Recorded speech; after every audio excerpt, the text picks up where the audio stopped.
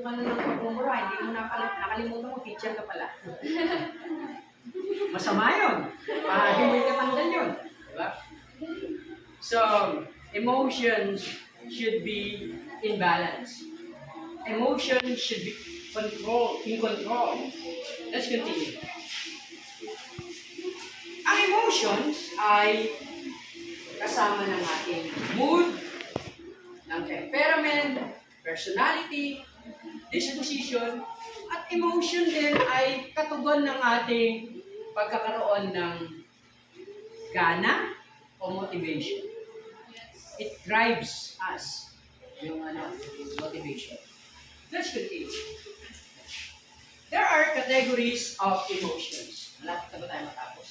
Emotions are divided into categories. Wala kasi yung kasamahan ko dito eh. Yung aking kasamahan ay, sinabi ko, meron tayong primary emotions. Alam niya na agad kung ano yung mga primary emotions. Pag sinabi ko, secondary emotions, sasagot na agad siya. These are the secondary emotions.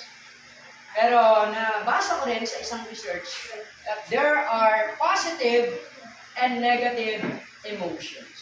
Positive emotions are like love.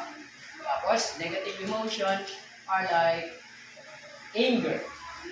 Let's continue. The primary emotions are emotions that are triggered in response to an event. Let's continue. Primary emotions, nabubulong na ako, supposed to be here in our class, not in this class, in our class, master's class. Binablang ko konting oras niya, no? In masteral class, we should be very good in communication. These are the primary primary emotions.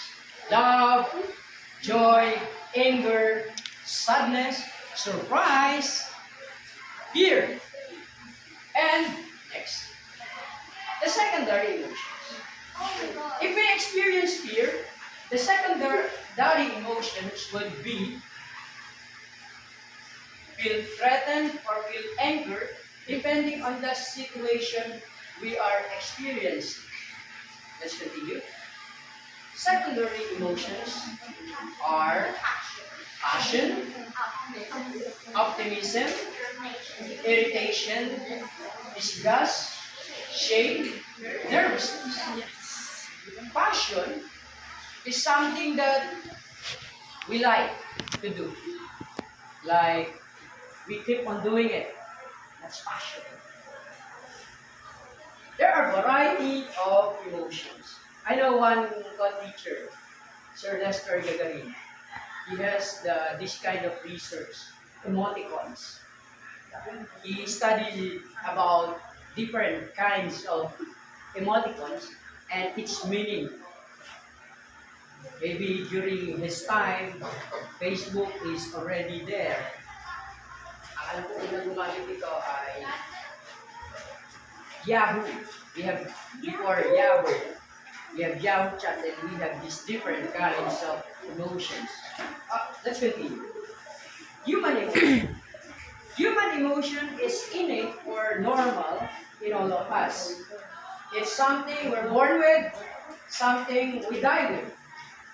Hindi tayo naging tao kung wala tayong emotion.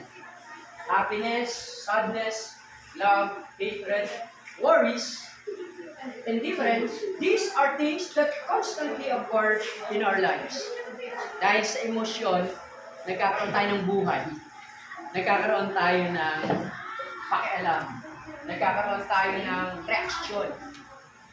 Continue tayo. There are a variety of emotions. We have positive human emotion and negative human emotion. Continue. Positive emotions, ganito rin yung mga classmates ko din. Parang nakikinig. Positive emotions are hopeful, confident, peaceful. That brings good to others. Let's continue. Negative emotions. Negative emotions sap your energy and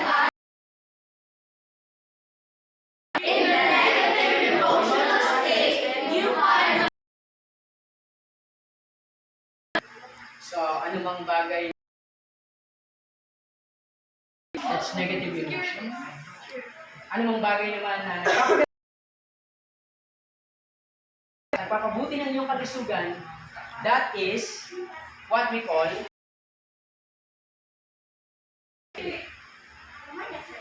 immune. So, step 5. Factors affecting emotions. There are many factors affecting reality. This is who we are.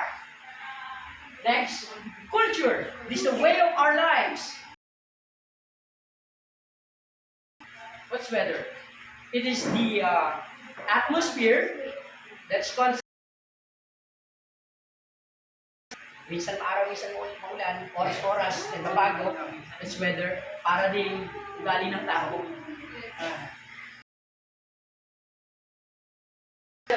There are different kinds of stress. Stress. And then we have bad stress, that's distress. Let's continue. Age.